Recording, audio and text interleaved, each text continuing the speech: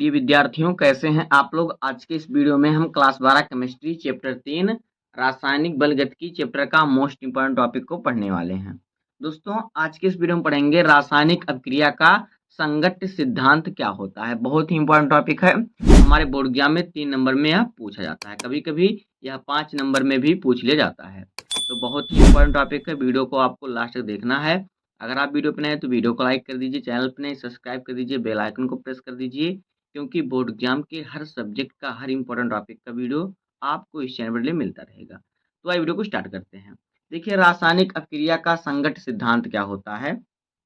देखिए, संगत का अर्थ होता है टक्कर, यानी कि अणुओं का अभिकारकों के अणुओं का आपस में टक्कर होता है, उसके बाद उत्पाद बनता है। यही होता है संगत सिद्धांत। तो समझ लेते हैं। देखिए, हम इसको पॉइंट डालकर समझेंगे। तो पहला पॉइंट हमने लिखा है, किसी अभिक्रिया को संपन्न होने के लिए अभिकारक के अणुओं का टक्कर होना जरूरी है। कोई भी अभिक्रिया हो, अभिक्रिया पूरा होने के लिए जो अभिकारक है उसके अणु का टक्कर होना जरूरी है। जैसे कि मान लीजिए हमारा अभिक्रिया होता है ए और प्लस बी, ये हमारे अभिकारक हो गए। ये मिलकर हमारा सी उत्पाद बना रहा है। तो ए और बी के अणु आपस में टकराएंगे, जुड़ेंगे, तो तभी सी का उत्पादन होगा। क्योंकि ये अलग अलग पदार्थ है, वे पदार्थ आपस में मिलेंगे तभी तो सी बनेगा।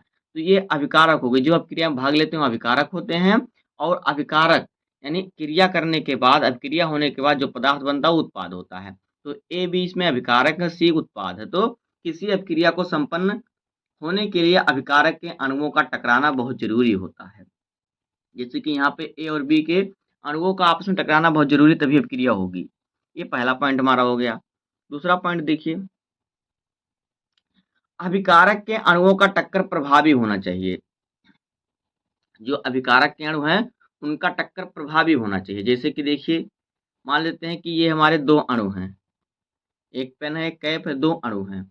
अब देखिए, ये इस प्रकार टकरा रहे हैं तो ये क्या अप्रभावी, यानी इस पर कोई प्रभाव नहीं पड़ा। इस प्रकार टकरा रहे हैं तो इसमें कोई प्रभाव नहीं पड़ा। अब देखिए, इस प्रकार टकरा रहे हैं, इसमें कोई प्रभाव नहीं पड़ रहा है।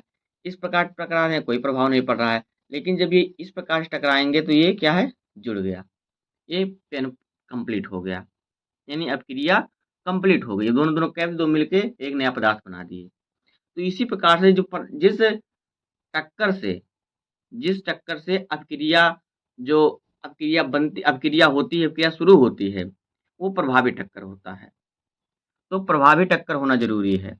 उसके बाद देखिए, तीसरा पॉइंट क्या है।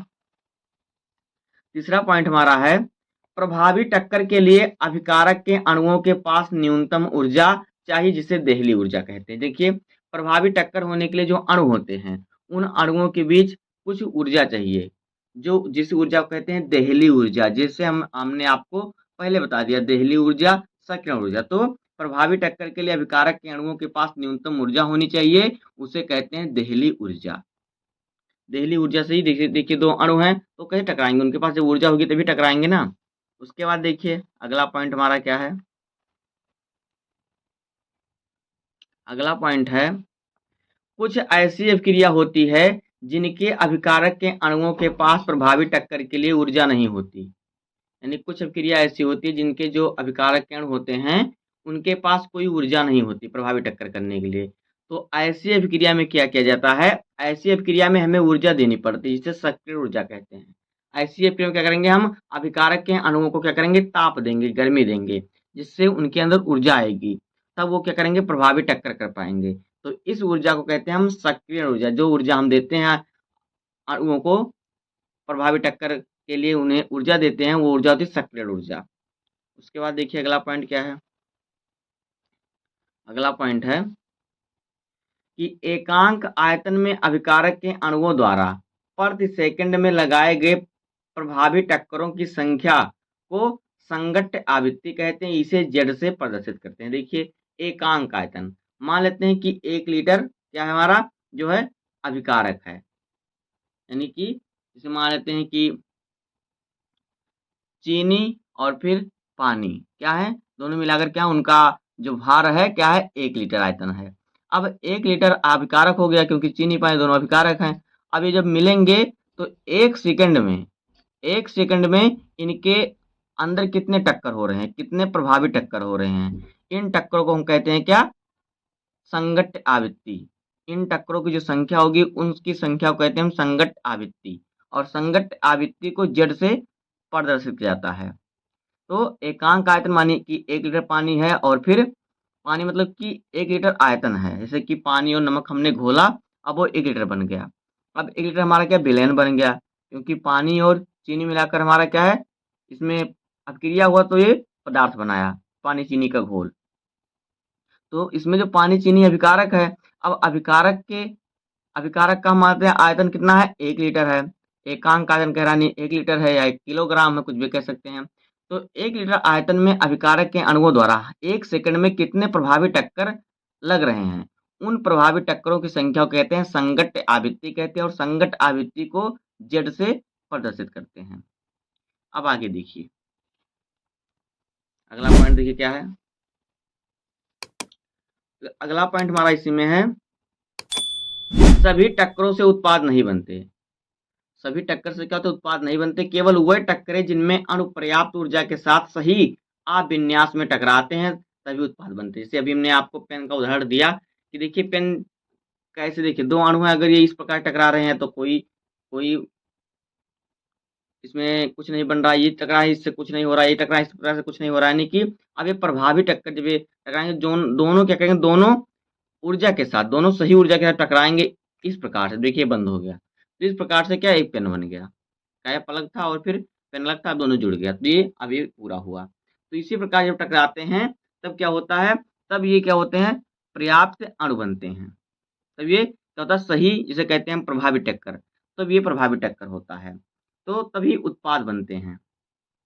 तभी कि जब पानी और चीनी के अणु सही तरीके से टकराएंगे तभी पानी उसमें क्या होगा, घुलेगा, चीनी पानी में तभी घुलेगा, तभी पानी चीनी का घोल तैयार होगा। अब आगे देखिए हमारा अगला पॉइंट क्या है। अब देखिए आगे अगला पॉइंट है कि अभिक्रिया का जो वेग होता है वो कारकों पर निर्भर करता है। किस 2 कारक पर निर्भर करता है, कौन-कौन से, पहला है संगत आवृत्ति, दूसरा सक्रियण ऊर्जा। तो संगत आवृत्ति क्या होती है, एकांक आयतन में अभिकारक का आयतन एकांक होना चाहिए। जैसे कि चीनी और पानी 1 लीटर है, अब इसमें 1 सेकंड में कितने प्रभावी टक्कर होंगे, तो जो टक्करों की संख्या होगी 1 सेकंड के अंदर उसे कहते हैं संगत आवृत्ति, से जेड से प्रदर्शित करते हैं। और देखिए दूसरा सक्रियण ऊर्जा। तो कुछ अभिक्रिया ऐसी होती है जिनके अणुओं के पास टकराने के लिए ऊर्जा नहीं होती, तो हम उन्हें बाहर से ऊर्जा देते हैं। तो जो ऊर्जा हम देते हैं उसे कहते हैं सक्रियण ऊर्जा। अब आगे देखिए अगला पॉइंट क्या है। अगला पॉइंट है कि अभिक्रिया का वेग संगत आवृत्ति के समानुपाती होता है। तो देखिए अभिक्रिया का जो वेग होता है संगत आवृत्ति के क्या होता है, समानुपाती होता है। तो अभिक्रिया का यहाँ पे लिखेंगे हम वेग, और समानुपाती का हम लगाएंगे यहाँ पे चिन्ह।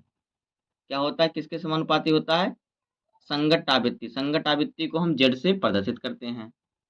अब देखिए यहाँ से समानुपाती का चिन्ह हटेगा तो ये हमारा सूत्र आज बन जाएगा। देखिए वेग बराबर, देखिए P हमारा आ जाएगा जो कि है सही अभिन्यास यानी सही टकराव, P इंटू जेड इंटू ई के पावर ई ए और फिर बटे में आर टी, ये हमारा सूत्र हो जाएगा इसका। अब देखिए यहाँ पे जो P है ये क्या है, जो P है देखिए ये P क्या है, P है सही अभिविन्यास यानी कि सही टकराव। P क्या है देखिए, सही अभिविन्यास। सही अभिविन्यास का मतलब होता है सही टकराव। और फिर देखिए क्या है यहाँ पे जेड क्या है, जेड जो हमारा है ये क्या है, ये है संगत आवृत्ति। संगत आवृत्ति। और उसके बाद देखिए यहाँ पे हमारा जो ई ए है ये क्या है, जो ई ए है ये देखिए क्या है, तो जो ई ए है ये हमारा क्या है, ये है सक्रियण ऊर्जा। सक्रियण ऊर्जा जो जिस अपक्रिया के कारकों के अणुओं के पास टकराने के लिए ऊर्जा नहीं होती तो हमें बाहर से जो ऊर्जा देते हैं वो ऊर्जा क्या होती है, सक्रियण ऊर्जा होती है। आगे देखिए आगे हमारा क्या है, आर। इसमें देखिए जो आर है वो क्या है, आर है इसमें गैस नियतांक। गैस नियतांक। और टी जो है ये क्या है, यह तापमान, जिसे परम ताप भी लिख सकते हैं आप, परम ताप या परम तापमान। तो ये हो जाएगा इसका सूत्र। अब देखिए जो यह सिद्धांत है, संगट्य सिद्धांत है, इसको इस सिद्धांत का प्रतिपादन किसने किया था? तो देखिए यह सिद्धांत जो है इसका प्रतिपादन किसने किया था? मैक्स ट्राउज और विलियम्स लुईस ने किया था। कब किया था? देखिए यहाँ पे इसको हम लिखते हैं। देखिए यह सिद्धांत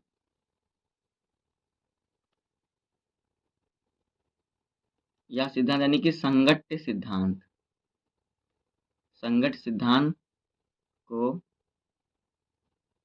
किसने, देखिए मैक्स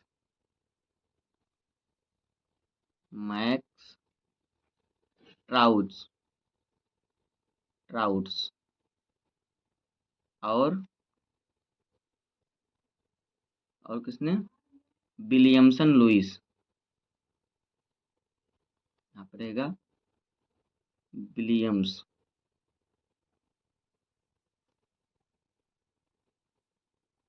लुईस ने प्रतिपादित किया।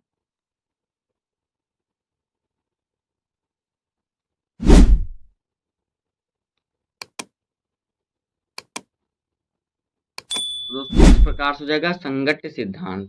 तो उम्मीद करता हूँ कि आपको वीडियो पसंद आया होगा। अगर आपको वीडियो पसंद आए तो वीडियो को लाइक कर दीजिए और चैनल पे नए हैं सब्सक्राइब कर दीजिए, बेल आइकन को प्रेस कर दीजिए, क्योंकि बोर्ड एग्जाम के हर सब्जेक्ट का, हर इंपॉर्टेंट टॉपिक का वीडियो आपको इस चैनल पर डेली मिलता रहेगा। तो मिलते हैं किसी नेक्स्ट वीडियो में, तब तक के लिए धन्यवाद। जय हिंद।